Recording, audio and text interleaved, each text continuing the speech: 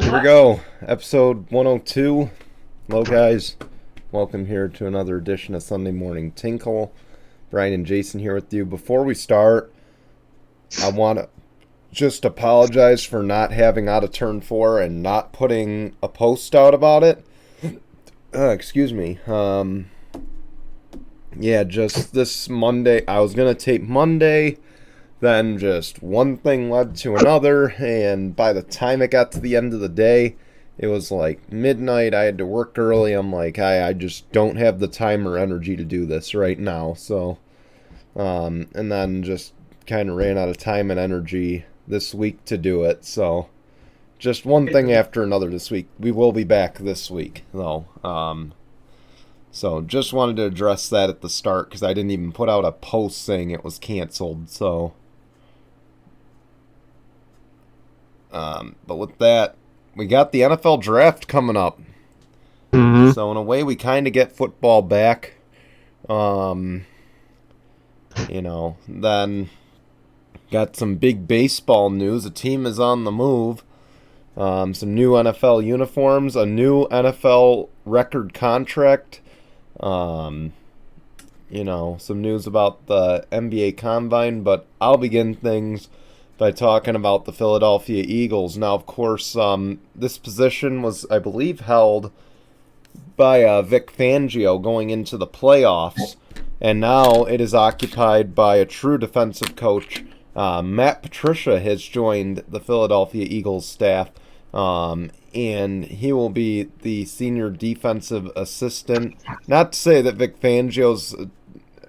Let me go back. Not to say that Vic Fangio's not a defensive coach. I'm saying Matt Patricia is finally in a position that he's actually qualified to handle. So, yes, I was going to say. Rumors swirling now. The Derrick Henry deal for the Eagles is close to done. So, it sounds like a done deal. Yeah, it's a done deal basically, just without saying it's a done deal. Kind of like the Aaron Rodgers situation right now, where it's a done deal, but he's still on the Packers. Yeah, I mean, of course we'll talk about that more so in the second half of the show, but to be honest with you, Derrick Henry would be an interesting addition for the Philadelphia Eagles. I think it would be an upgrade from Miles Sanders, to be honest with you. I mean, he's still somebody that can,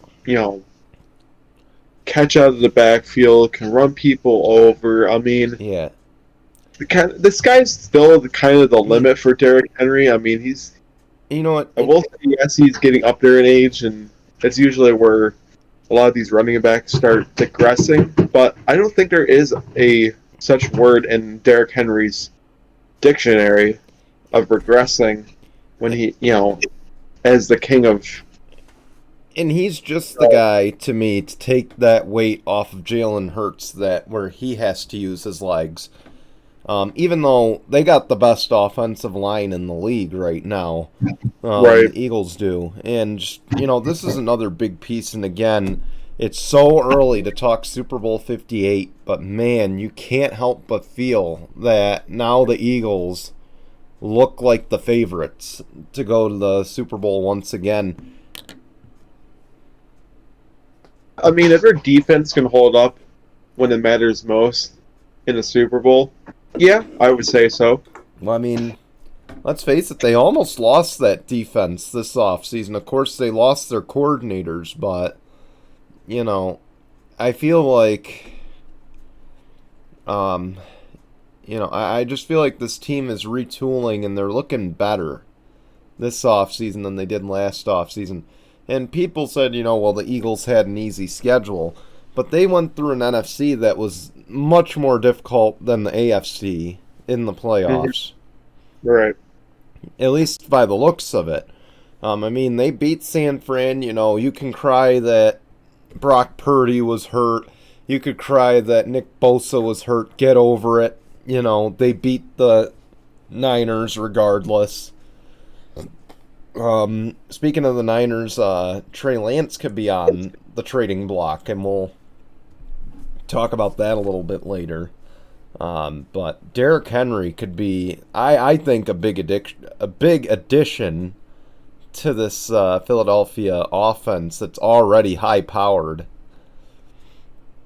Oh no, I agree. I mean, if he does actually join the Philadelphia Eagles, I mean, honestly, you got AJ Brown, you got Devontae Smith heading into his third year. You have AJ Hmm. Brown. The sky's the limit for him. You know, Yeah. Dallas Goddard. You have, at a piece like Derrick Henry. I mean, honestly, that takes a lot of load off of Jalen Hurts. You got somebody that can catch out of the backfield, that can, run with that, amazing offensive line that they have. Yeah, I Yeah. think that it would have to be, you know, if you can, you truly get back to the Super Bowl, because a lot of teams that usually Hmm. lose had that Super Bowl slump and don't make it the year after. So we'll see if Philadelphia can break the trend and get back into the Super Bowl. I feel like they're the NFC team that has made the most moves this offseason, and ultimately it just looks like they're all in. I mean, keep in mind, we thought they were going to lose Darius Slay this offseason. I believe there was another big defenseman we thought they were going to lose. I think it might have been Fletcher Cox. And then, No, I think it's C.J. Gardner Johnson. oh, CJ Gardner Johnson. And then you add in that they almost lost Jason Kelsey to retirement this offseason before he announced he was going to come back. So it Yeah, looked but like, let's be truly honest. I think this is actually going to be his last year. yeah. I mean, But I mean, he, but what I'm getting at is it looked like the band was going to break up. And I feel like, we talked a lot about the Bills window closing, but I feel mhm. like the Eagles window is so much more close to closed Oh yeah. than anything else based on this. It seems like this is kind of a last ditch effort Hmm. before, Yeah, again. Philadelphia is doing as much as they can, because they probably Mhm. know that this is a Super Bowl or bust kind of year, Yeah. Well, and they're in a, going. oh, I was going to say, and you got to look at it as you just mentioned, Devontae Smith going into his third year.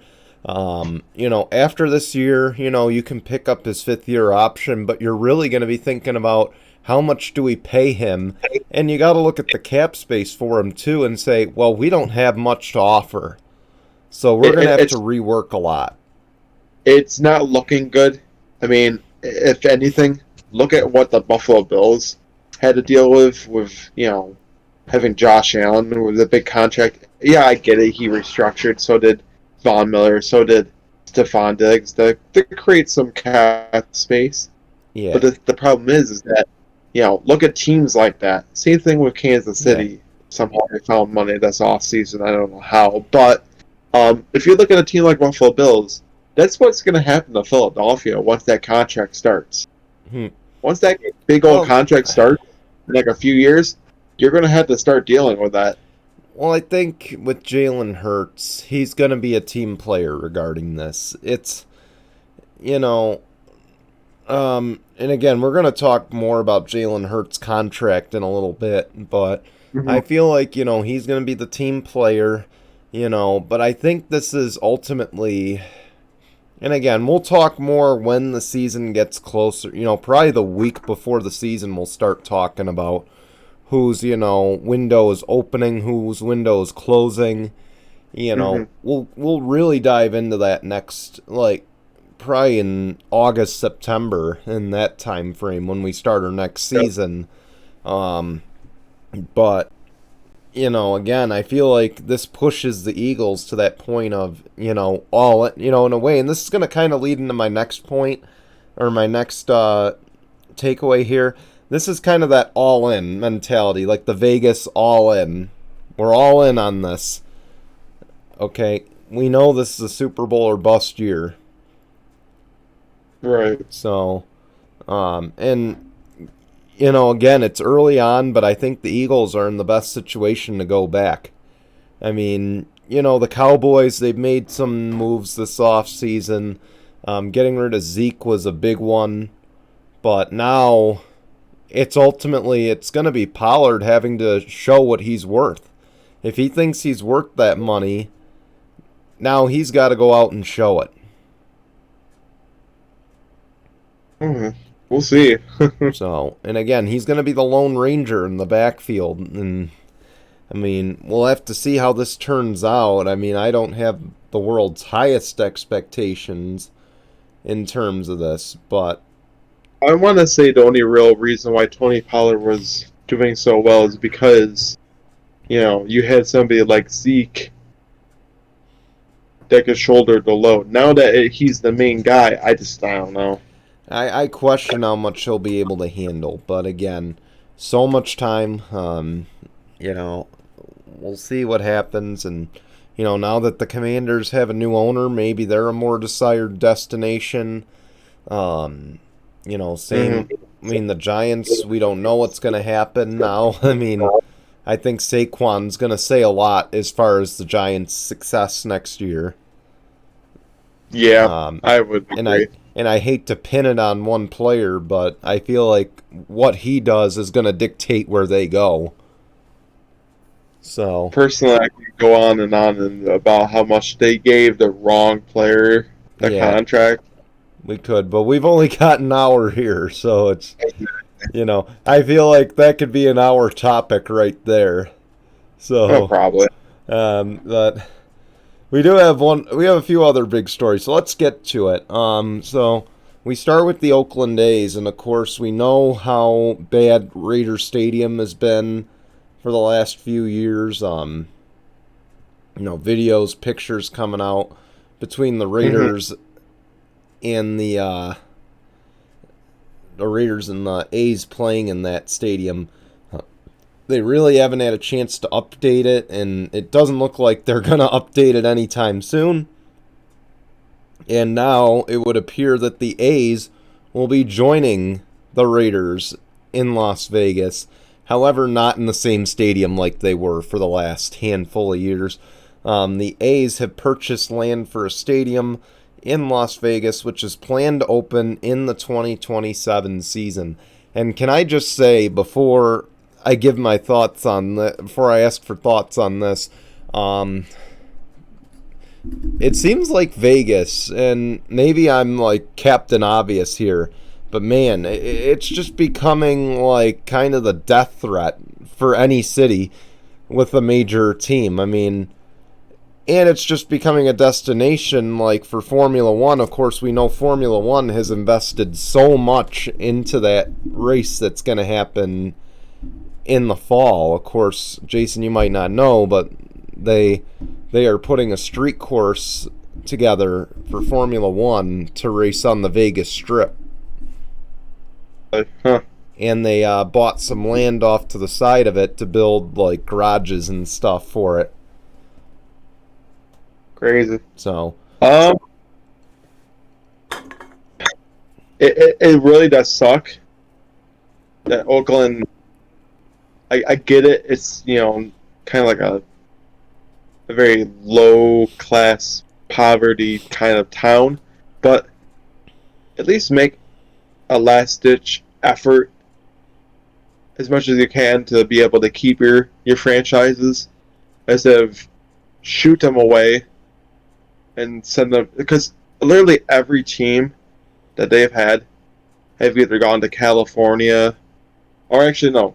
to Vegas. Well, yeah, well, I mean, yes, has gone to Vegas. I mean, they're I already mean, in California. the A's now going to Vegas. You have the Raiders that went to Vegas. I mean, the I mean, you closest. lost the Warriors to San Fran. Yeah, I was about to say that was the closest team you had was at this point Golden State.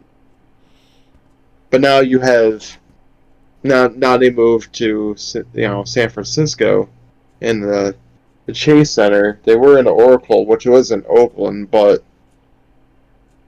you know it just you Oakland as a city should just stand back and see what's happened with losing their franchises and think maybe we should have actually done something, because now Oakland Coliseum, you might as well just demolish at this point. With all the repairs it needs, I think it's beyond repair at this point. I'm saying you might as So well it's demolish it.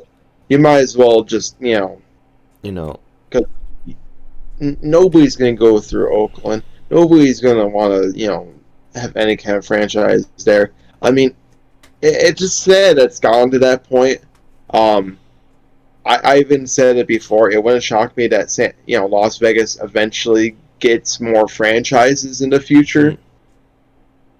The sky's the limit for Las Vegas. I mean, Las Vegas is going to be the new hot place for sports teams to go. I mean, let's face it, we're an NBA expansion away from having a Vegas franchise. And, well, if you want to go about that route, the WNBA already has a Las Vegas team. Why not the NBA? They could play in the same arena. I'm telling you, they are so close. I think, and again, I don't feel like there's been much traction around the NBA expanding. Eventually, it's not going to be a now thing, but I'm sure eventually there's going to be an expansion of 2 more teams, and one's going to go to Seattle and one's going to go to Las Vegas. Next 5 to 10 years. Next 5 to 10 years. So, the Supersonics are going to come back, and somehow they're going to be the Las Vegas, I don't know, something. All I can say is I know the Vegas market is so tempting, especially with sports gambling being legal. But it's to a point, the NBA owes Seattle. I'm sorry. They owe that Seattle market, everything for what it's worth. So I sure hope the NBA does right by Seattle before they, get tempted by Sin City, which, again, big market, absolutely deserves to be in the discussion, but they need to do right by Seattle. They robbed that area of a franchise. But on the bright side, though, going back to the Oakland story, and again, Oakland, San Diego both lost big franchises, football, and that, football in San Diego, then football and baseball in Oakland. There are rumors of the XFL expanding to those cities. Not sure if you read that. Now, before you're like, who cares? They're not that big right now. Look at what they've done in St. Louis. I'm just telling you, if they can draw a crowd in St. Louis, you go back to one of those cities that was stripped of an NFL franchise, that might be the one thing that saves the XFL's ass. To go to these cities that the NFL has neglected or left.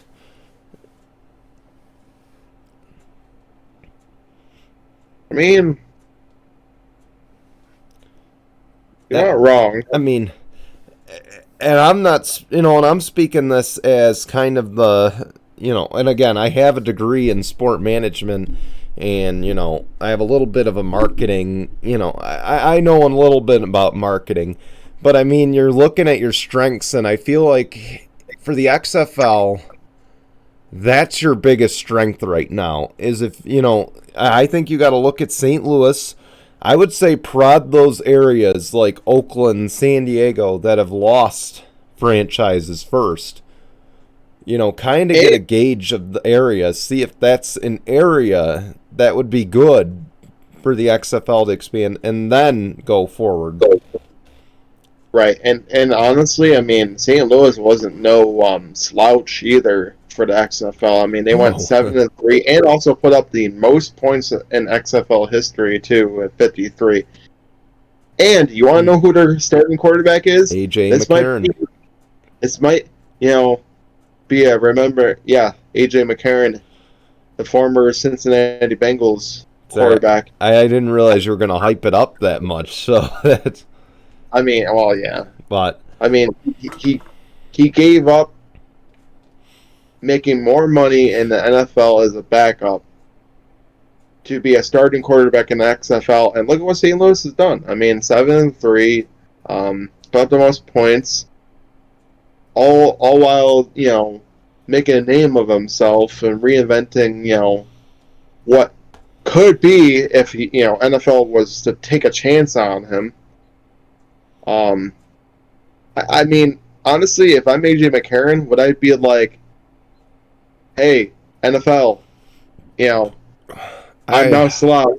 I can be an NFL quarterback, I but I don't know. I think his NFL days are over. The reason he went to the XFL was to play, So since then he his wanted to sons see can his watch him play. yeah, he wanted his kids to be able to watch him play, not hold a clipboard. And I feel like that's the best he's going to do in the NFL. So I think his career there is done. I think he's going to be kind of that XFL guy. And if the XFL does fold after next year, we know they're coming back next year. Um, Hmm. if it folds after next year, then he might, go to another one of those, like CFL or something. But It's funny because they were hyping up the USFL, and I haven't heard anything about it. if you don't watch Fox or NBC, you're not going to hear anything about it. But Like, I don't know. I haven't seen anything about it. Like, I mean, I'm pretty sure I follow like Fox and everything like that, and like, I just you don't see anything about it. You see more stuff about the XFL than you do about the USFL, and that's kind of sad. I think just the XFL's the worst one out of these off leagues there. Honestly, I think it's the worst one. I mean, the XFL's no better. I mean, but let's face it, once you get past the Super Bowl, it's so hard to continue promoting football from that point. I know. And then you add in baseball's back. Baseball's got much more reach than lower football leagues. Like, this is sort of like, and I don't want to insult him, but it's in a way like a minor league football thing. True. It's True. just like it's just like AAA baseball. You're not gonna see it advertised so heavy unless you live in an area where they have a baseball team, a professional one. I mean, True. let's face it, we're lucky to live in a city where the Red Wings are home this weekend with fireworks and Milo the Bat Dog. Yeah, that's true. I mean, come on, like Dan Mason is like a marketing god, so it's. But hey, I could dedicate a whole hour to that too, about Dan Mason being a marketing god. But I do want to get this finished because we're 22 minutes in. Stanley Cup playoffs, they started this week. Last check, the Leafs and Lightning are tied at 2 in game number 3. And I got so many thoughts on that second game that, I mean, Toronto just classless. That's all I'm going to say. Classless. The Devils and the Rangers are 0-0, but the Rangers have had a stranglehold on this series the first 2 games. The Golden Knights won in 2 overtimes Saturday. They are now up 2-1. And then you got the Crackheads and the Avalanche tied at 1 in that series entering Saturday. So, I mean, I'm hoping Kraken can do something. I mean, I just like the jerseys, man. The jerseys are phenomenal. I think I just like the logo in general. The logo looks pretty cool. Now, again, going back to the Supersonics. See, the NHL is doing right by the NBA by having a professional franchise there in that arena. In Seattle? Yeah. I mean, come on. Like, that's why I said Seattle should be first on the NBA's list, but I'm pretty sure it is. I mean, they're just taking their sweet time announcing it. yeah. Then the other series I do want to talk about before I forget. Carolina's up 2-1 entering today over the Islanders. The Bruins up 2-1 on the fraud of Panthers, and yes, I did say fraud, and I meant it because we all know the Panthers are a fraud when it comes to the playoffs. Stars and Wild, Minnesota's up 2-1, but likely whoever comes out of that one's going to get eliminated. And somehow the Kings are up 2-1 on the Oilers. And I'm shocked because they got rid of Jonathan Quick earlier this season. I imagine one of those teams out of the West is going to get it. I don't know. I feel like the Bruins are overhyped. I think, and as much as it pains me to say it as a Lightning fan, I feel like the window's closed. I feel like, 3 straight years, it was a great run, but I think the window's closed. I just hope to God the Rangers get knocked out, man. I'm so sick of Rangers fans. I mean, Jason knows what I'm talking about, but I'm just so sick of not just that one, but all of them. I'm so sick of all the Rangers fans right now. Like, same thing with the Leafs fans. I hope we knock the Leafs out because I can't stand, like, those two fan bases right now are the most obnoxious in the whole league. Get rid of them both.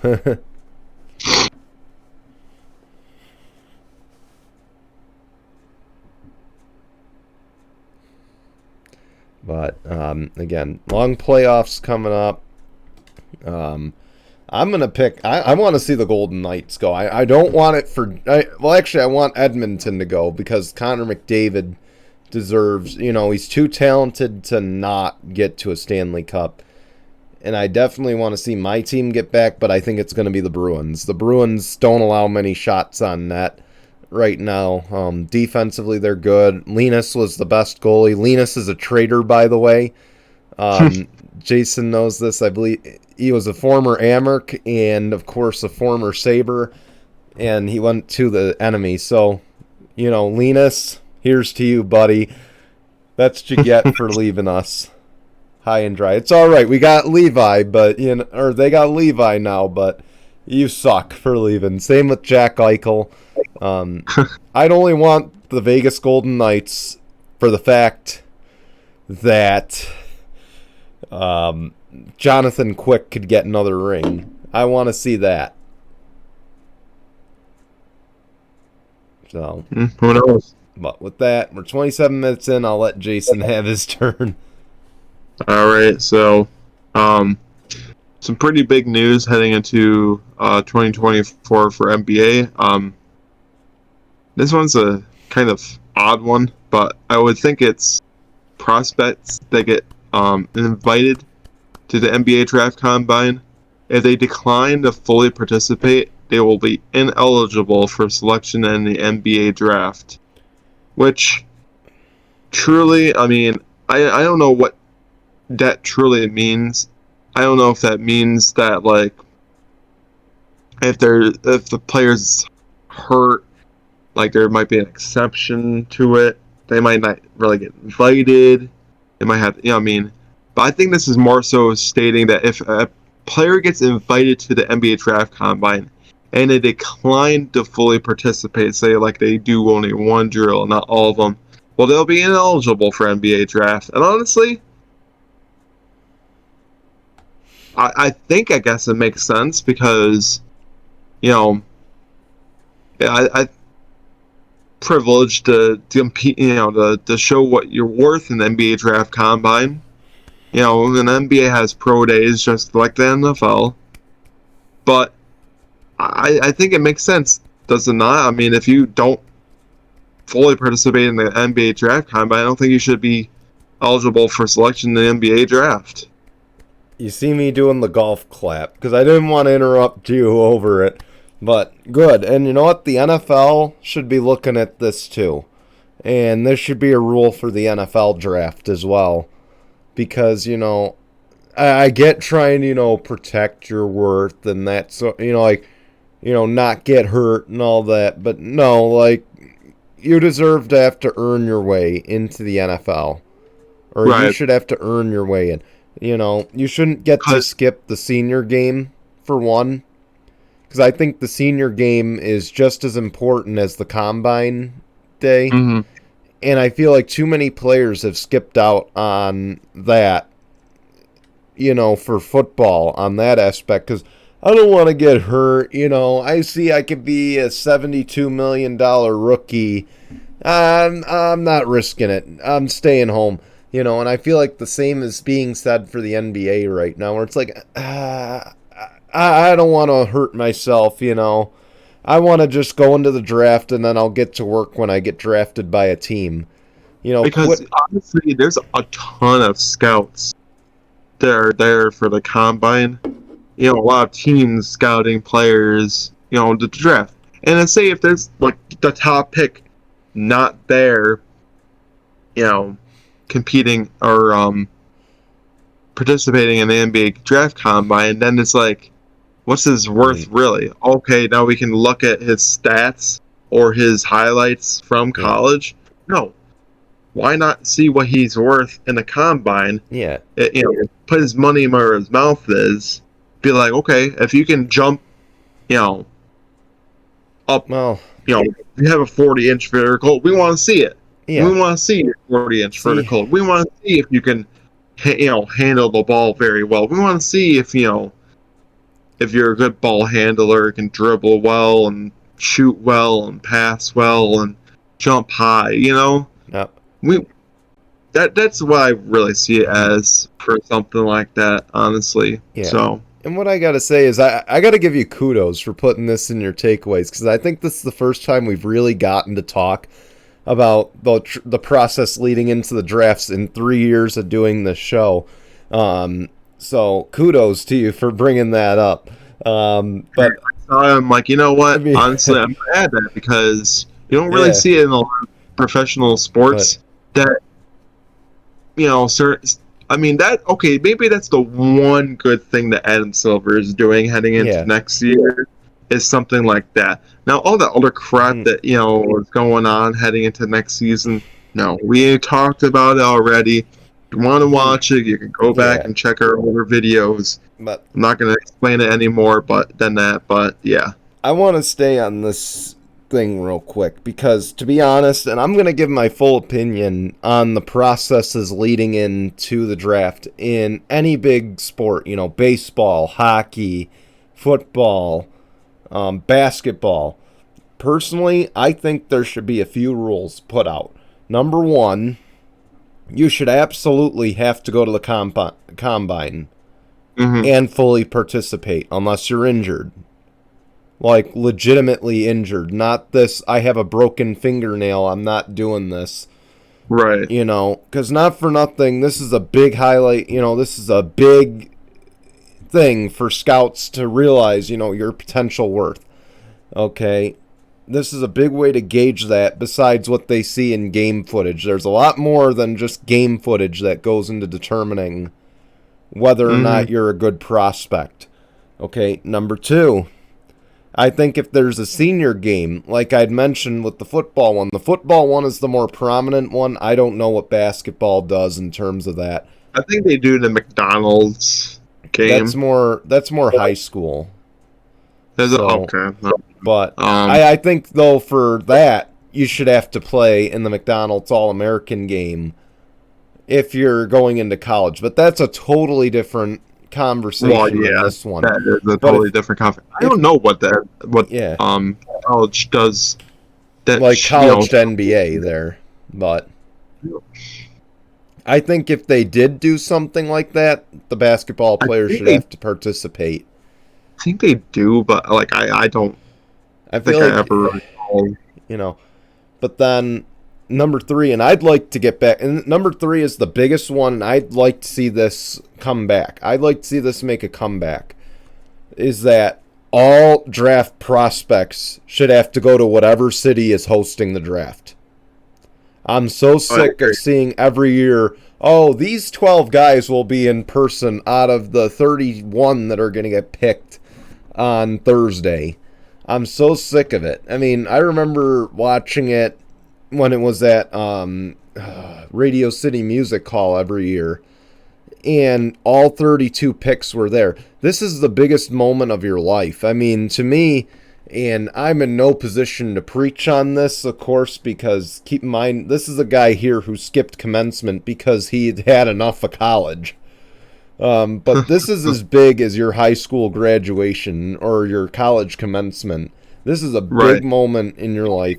This is your one chance to be on the stage, because chances are whatever team drafts you, you might never see the stage again. I'm just saying. I mean, let's face it. I mean, look at the guys that get drafted by the Cowboys. You'll never see the stage again.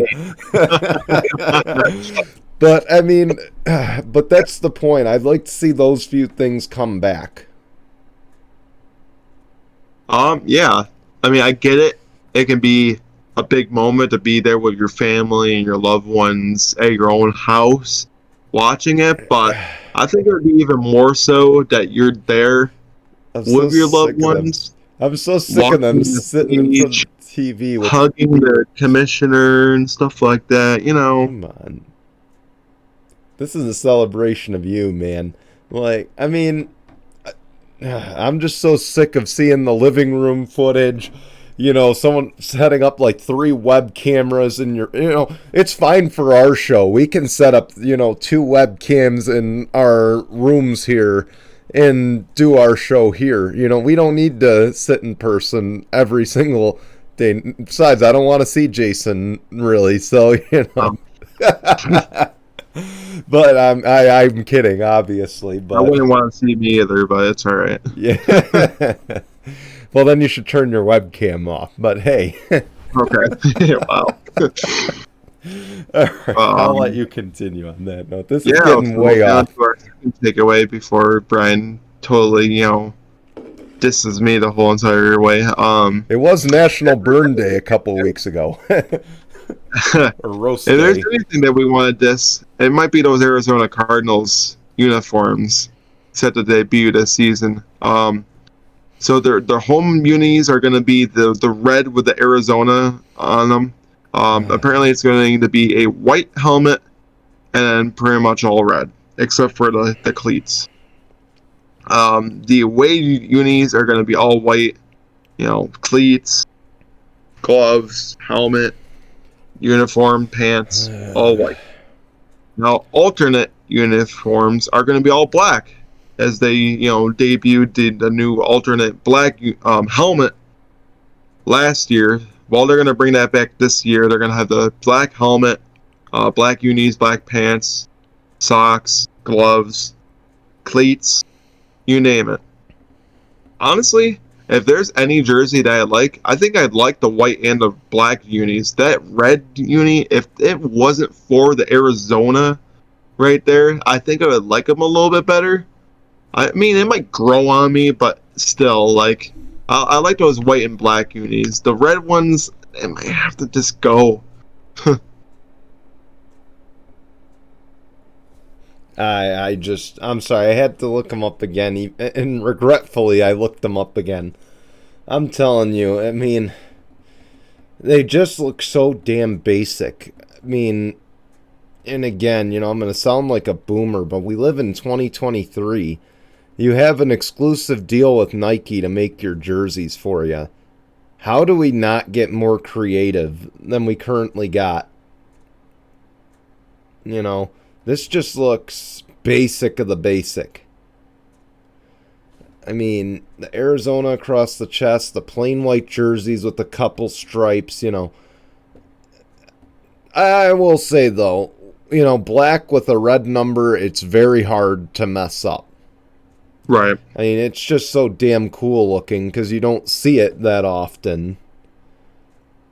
But I also want to point out in Arizona's release there, I got to give the Photoshop guy props for making Kyler Murray look actually human-sized next to these big guys as opposed to, looking like looking like a little guy next to him. I'm sorry, I had to catch myself.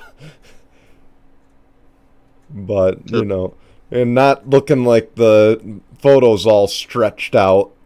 So, sorry, I had to catch myself there. But, like I said, all black looks good. They should just make that their home jersey at this point. I know. I think Jason's looking at him right now. No, I'm looking at them again right now. I just like those white unis pop. The black ones pop. The red ones are just. I mean, the color of the red ones is nice. It is. Okay, I'll give them that. It's a nice shade of red. I do like the silver outline of the numbers. It looks pretty cool, and then the then again, they're so damn basic.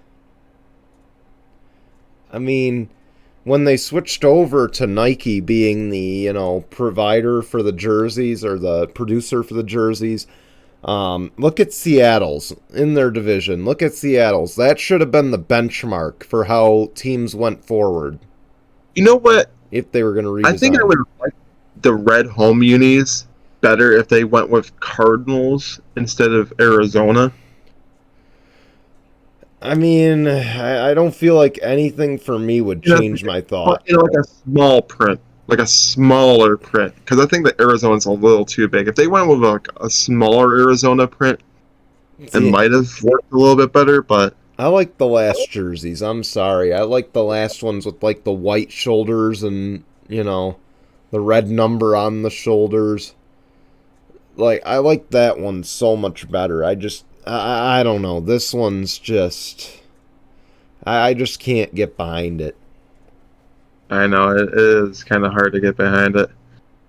So, I'm going to get into my third and last takeaway. This one, this kind of became an issue last season, of course, with Calvin Ridley being suspended the whole entire year. Yes, he's going to be coming back this season, and will be wearing number 0.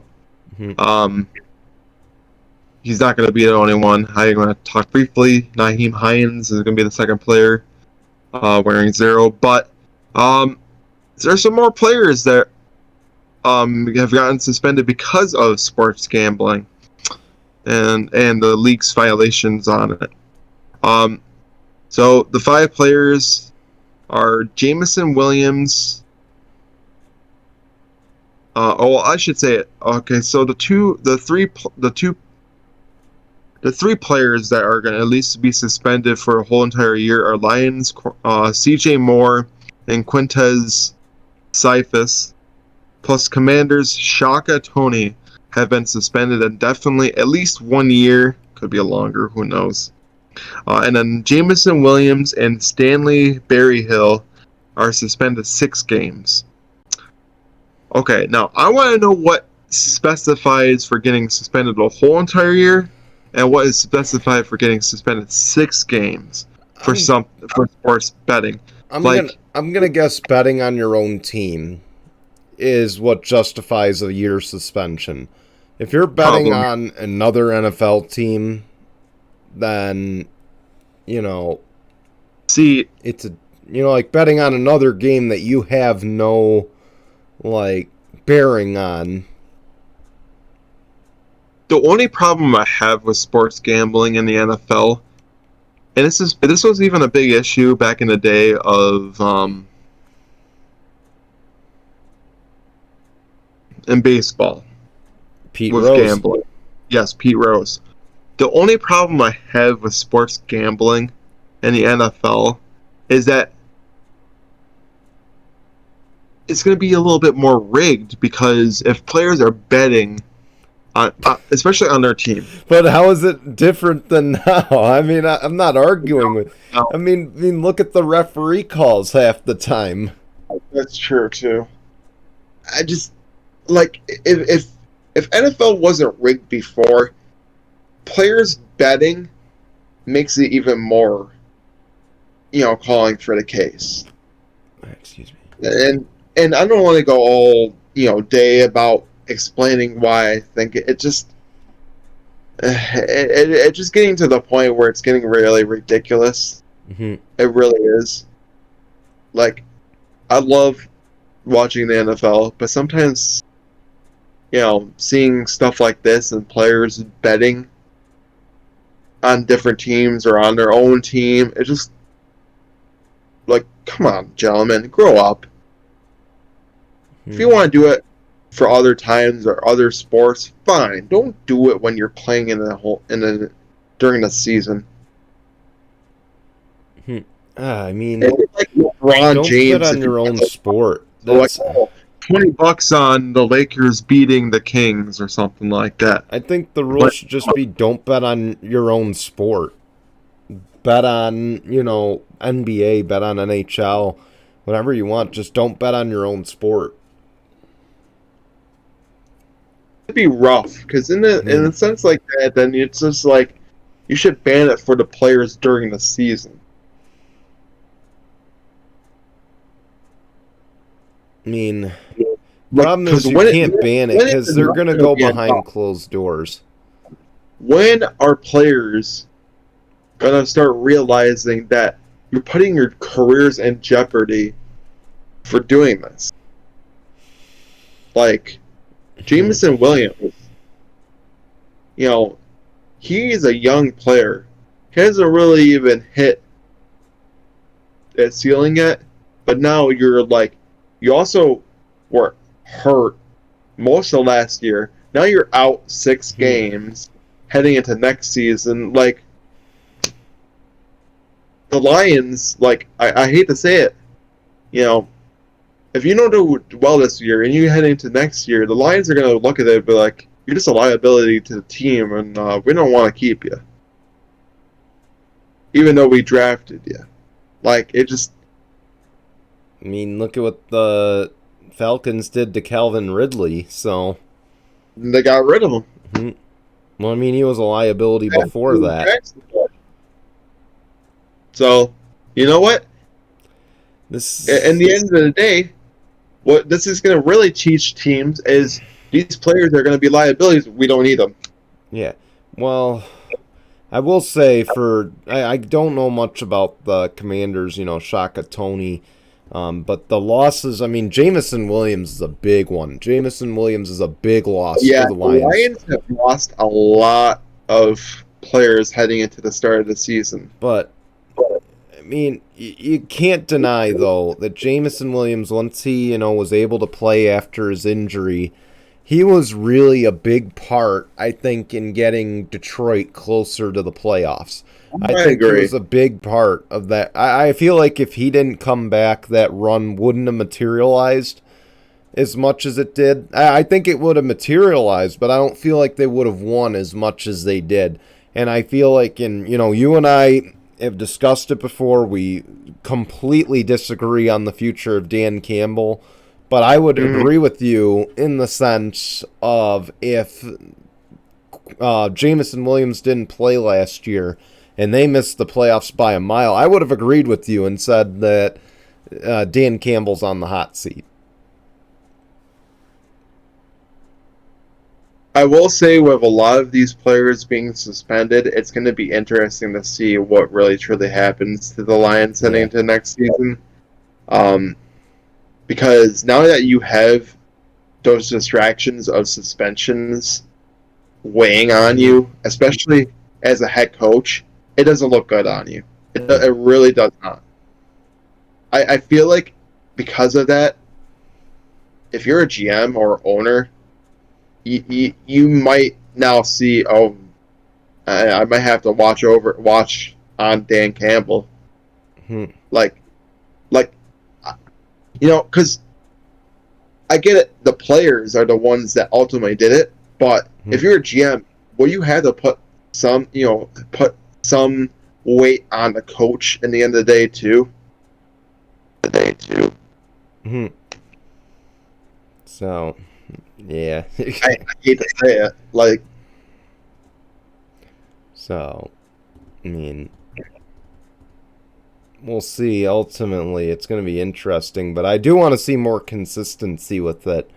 I would, because if they can go out and say like, oh well, if you bet against on your own team, it's a year suspension. If you bet against on others during the season, it's only like.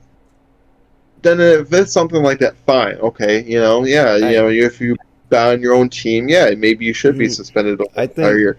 I think the more consistency is anybody that does it during the season should be suspended the whole entire year, or at least maybe 6 weeks. Yeah. I don't think you should be suspended the whole year. I don't think that's right. If you bet, I don't think that's fair to the player in the end of the day. See, I think if you bet on a game where you're playing in and you have control over, obviously you only have so much control over what happens, but I feel like if you bet on a game where you are, I feel like if you're betting on a game where you're playing in, absolutely, you should be suspended the whole year. Okay, if you're betting on a game that you're not playing in, you have no jurisdiction of anything that's going on in this game, then absolutely, then it should be, to me, a 6-game suspension to start out. And the second time you're caught, it's a season-long ban. Right. So, but I don't know. That's my thoughts on. I mean, I don't know. No, yeah, I think that's fair enough. That's fair enough. So, so I hate to break it to you, we don't have Anchor anymore as a sponsor on this show. We do want to thank them for, helping us through the first 101 episodes, but now Spotify has taken over the audio platform. So, Oh, really? yeah. Is that So Spotify maybe break now? maybe we'll talk off camera about ideas, going forward. But I say we just push through and get this, wrapped up here, because Yeah, sure. we don't have an ad to go to this time. And frankly, I think if you go back to past episodes, we don't have ads anymore. So we go to Jalen Hurts now, as we just finished our takeaways. Jalen Hurts is now the highest paid quarterback, 5 years, $255 million, $179.3 million in guarantees. So Lamar Jackson, if you're looking at this, maybe it's time to not go for a fully guaranteed contract and just go with whatever the fucking Baltimore Ravens want to give you at this point. Because I'm pretty sure he got something close to this deal and denied it and declined it. Because Deshaun Watson got a fully guaranteed contract. I want the same thing. I think I'm worth that kind of money. You have no arm. Yeah, exactly. But still, No. When is it going to be time that Lamar's like, okay, you know what? But be careful with it, because I'm not going to get the kind of contract. Maybe I should get, go after something like that, because you know what? Well, Jalen Hurts didn't get a fully guaranteed contract, but now he's the highest paid quarterback in the whole entire NFL. I'm going to get us in trouble, because, that's what I like to do. But we need to be careful, because last year we got, they called us certain names for saying that Lamar Jackson, people in the comments, and we appreciate the comments, but there were people in the comments saying, pulling a certain card on us for saying that Lamar Jackson wasn't worth fully guaranteed money.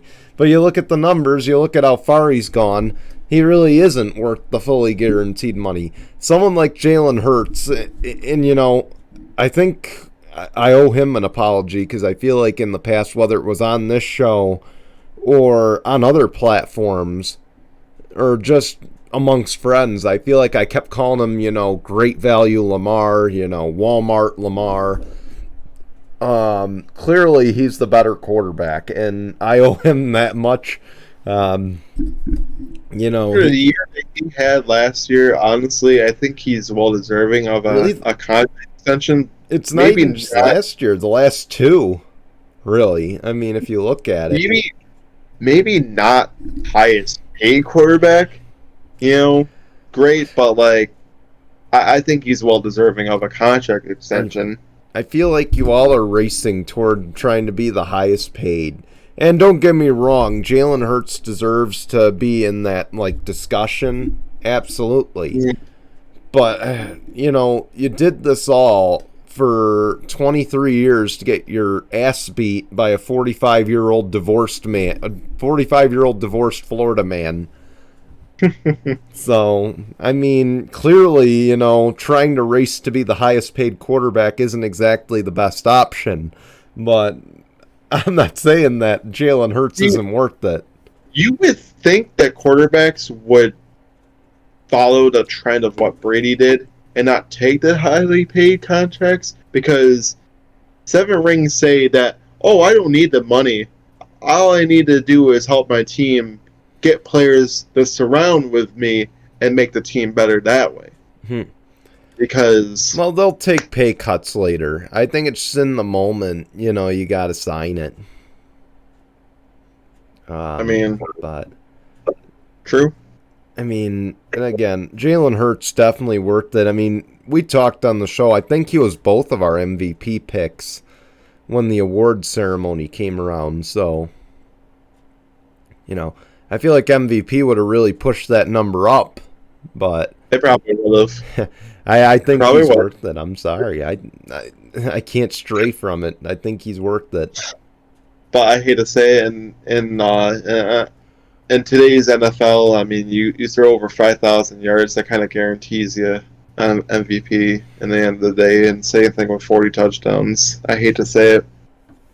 Yeah, I'd have to agree there. So I mean, as much as you want to deny it, you kind of happened to say, there's a reason why, Manning, when he had, 5,500 passing yards that one season, or 5,400 or something, he was already shoot in for being MVP because he was 5,400 yards and 55 touchdowns that year, which, was the most of any quarterback in the whole entire season. I mean, that already screams MVP, numbers right there. So, but a guy like Mahomes, I mean, I don't know. I just want to leave it at that. But congrats to Hurts. Hopefully, he can. If you do add a piece like Derrick Henry, I hope that honestly, you can make it work out. Because honestly, if there's anybody well deserving of a ring in his third year, I think it's Hurts. Absolutely. So I'll give you. Years is fourth heading into the next season. Jalen Hurts is same year as Justin Herbert and Joey Burrow there. Oh, then probably fourth. But I think it was the 2019 draft. Yeah, so I'll give you a second here. I'm actually going to send this to you so you can pull it up since we got to talk some NFL draft now. We're running short on time, so we'll try to make this quick. Let me send it over real quick so you can pull it up while I'm talking about this. So this is kind of the draft rankings here. So, of course, the NFL draft is this Thursday. We know Carolina has traded up to go to number 1 on the board, so they will be the first team to draft on Thursday. I believe it's already basically solidified that they're going to take Bryce Young number 1 overall. So I think that's kind of a gimme. I don't think we need to talk too much about that, because if you didn't trade up to get Bryce Young, what the hell were you thinking? So it looks like Carolina will finally get their franchise quarterback. So I guess now the big question is, we know I've seen your comments on Facebook about, the safety that the Bills want to go out and grab. And by the way, before we talk about that, how did we miss this week, by the way? Damar Hamlin is officially cleared to return to all football activity. I didn't think about that. So I'm sorry. I know we're running short on time, but we got to bring that up here. Congrats to Damar Hamlin. You might as well. I hate to say it, and I'm not trying to be biased, as a Bills fan whatsoever, but I don't care if he is a backup safety heading into next season at all, because, Hyde and Poyer are both going to be back fully healthy. But you got to give that man the Comeback Player of the Year award. And I don't care if he doesn't play a single damn snap at all next year. That's about as guaranteed as Alex Smith winning that year that he won. So let's just admit that here. If that's not it, then there's nobody. Right, I agree. Happy for Jamar. He deserves it. What better way to make a comeback? I mean, it helps the Bills out, adding some safety depth heading into next year. I mean, we got 4 decent safeties heading into next season, so I'll take it. I mean, hey, if Poyer or High goes down, we know that we have Rapp and we have Hamlin, so I mean, take it. Yeah. But As far as the NFL draft goes, I Yeah, mean, so I guess how I'll ask it is, what position would you like to see the Bills go after? And then I sent you the list of the top players. So, and then what player would you hope drops to the Bills? um, I would think honestly, I would think a linebacker. I like you have to. I get it. Buffalo re-signed AJ Klein. He might be, you know, week one starter for middle linebacker, but I think if there's a linebacker or defensive tackle available for the Buffalo Bills, you would have to. You have to go defense at the 27th pick. Um, or if wide receiver, like if there's like a really great wide receiver, you would have to. I get it. Buffalo is tied with this heavy rumors. I'm not saying that's real. It's gonna happen, but there's a lot of heavy rumors with D Hop and Buffalo Bills. I don't see it happening. If it does, great. Means one less thing that we have to get in the draft. But I would say wide receiver. If there's a player that is too good to pass up on for Buffalo, I would say you get wide receiver in the first round. And I get it. Buffalo have drafted wide receivers in the first round before and haven't worked out for us. But if not day one, I would say day three, because you got a guy like Gabe Davis that you drafted, I think, third day. And I mean, yeah, he's had some consistency problems, but when he's out there and he plays his best ball, he can produce for the Buffalo Bills. So honestly, I mean, don't discredit a day three guy. But like, if you got someone like Jackson Smith, Najib, I'm not even gonna bother trying to pronounce that. Ohio State, drop at 27, you would have to go for him. But John Robinson, if he somehow drops the 27th, I would say maybe him. But then again, like, you have 4 running backs at that point, and who are you going to get rid of? Yeah. You're not going to get rid of James Cook. You're not going to get rid of oh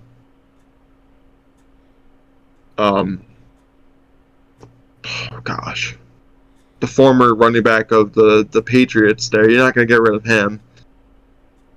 You know, I doubt they would get rid of Hines. So I don't think running back would be the top pick the first round. So I'm thinking, honestly, personally, I would be okay with linebacker, wide receiver, defensive tackle. To be honest with you. And for anybody that says safety, no, absolutely not. See, I mean, for me, it's a tough. Maybe a corner, honestly. I get it. You have Elam that didn't really get much production. You have Benford, who came up as a rookie, who did pretty well. But honestly, it wouldn't hurt to grab maybe another corner if there's one available at 27 for the Bills. So what about you? What do you think the Chargers could do? I feel like based on the last few years, offensive line is going to be guaranteed the target, and it shouldn't be, because I feel like, if you get someone like Jackson Smith, like you said, I feel like that would be a big help to Justin Herbert, because, I mean, you look at the numbers while Keenan Allen was out, and, Mike Williams did okay, but you need somebody else to really be in that mix. And if it's not Jackson Smith, frankly, and this is going to be a reach, but I want to see the tight end position here. And you know who I want to see? I want to see Dalton Kincaid get picked by the Chargers. And Dalton Kincaid, of course, out of Utah. He was invited to the Senior Bowl.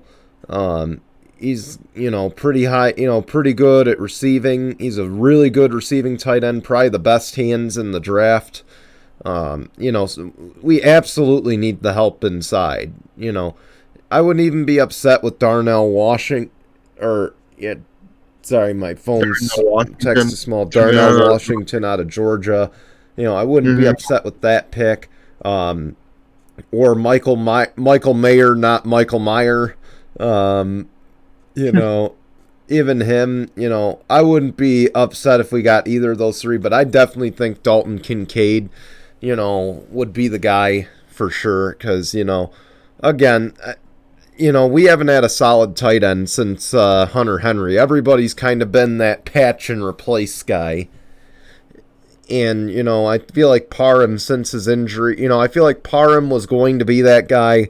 Then that back injury happened where he was carried out on a stretcher, and he hasn't been kind of the same guy since. Right. So those are the things I want to see. So real quick, we got 5 minutes left. Surprise trades. I mean, we kind of already anticipate an Aaron Rodgers trade. So I'm thinking Lamar. Lamar would be an interesting surprise trade. Okay. I think the Derrick Henry one is a guarantee. I wouldn't be shocked to see the Colts. I think the Colts move up. And they take Richardson from Florida. I was going to say, I think Anthony Richardson is going to be a steal in the draft. I mean, he just has a cannon of an arm. I feel like we're going to see 3 or 4 quarterbacks go in the top 10. This is the year for it. Yeah, I could see it. But I see the Colts making some stupid move to go get Anthony Richardson. That could happen. Especially because we learned anything about jackass Jim Irsay. He's not afraid. He's not afraid to be impulsive. Yeah, that's true. So, I mean, I guess.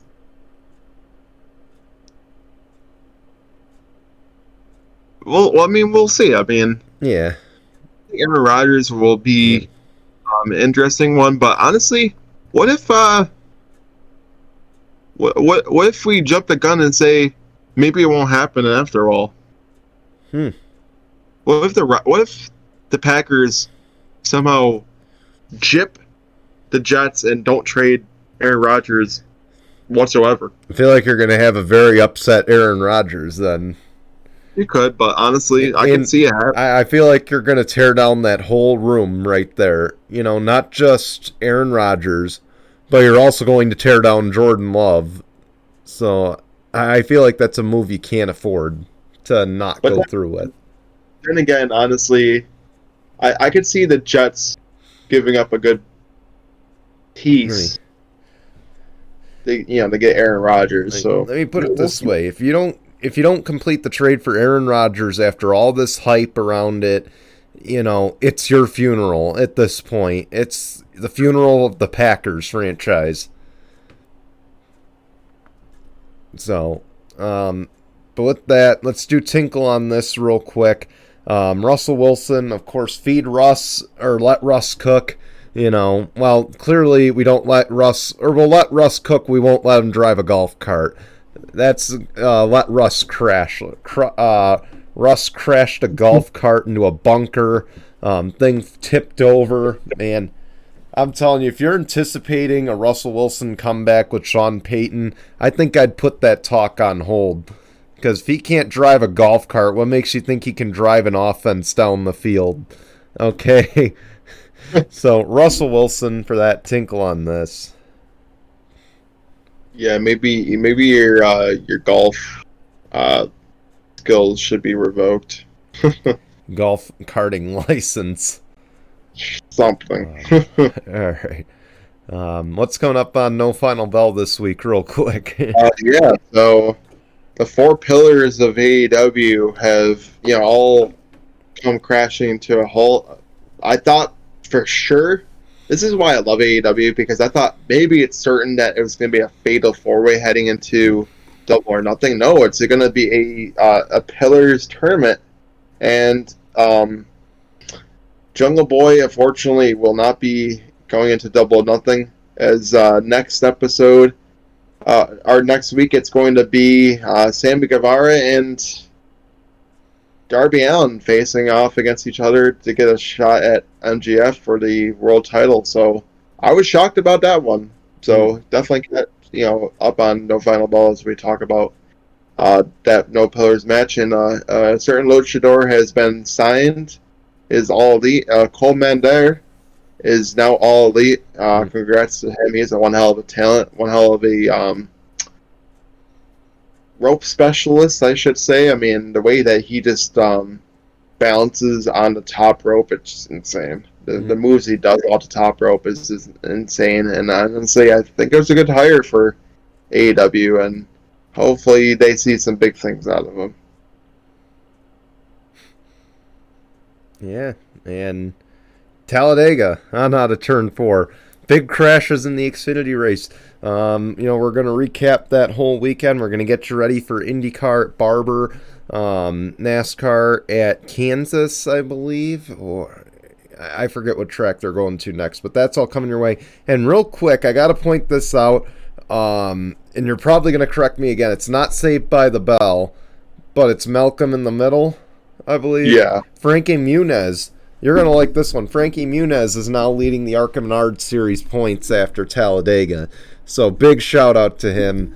Frankie Muniz trying to live out his dream. He's, a very accomplished actor, turned NASCAR driver, and he's really living that dream right now. So congrats to him. Pick for the Cup race I got to make real quick before we go off the air, because I didn't give anybody out of turn 4 this week. I'm picking Brad Keselowski to end that winless streak. Brad Keselowski in the number 6. He's going to win today at Talladega, or as I like to call him, Beavis. From Mike Judge's Beavis and Butthead. So, yeah, that's my pick for today. Tune in to out of turn 4 this week. Turn in to No Final Bell this week. And we will see you back here on Sunday with another edition of Sunday Morning Tinkle. Till then, goodbye, everyone.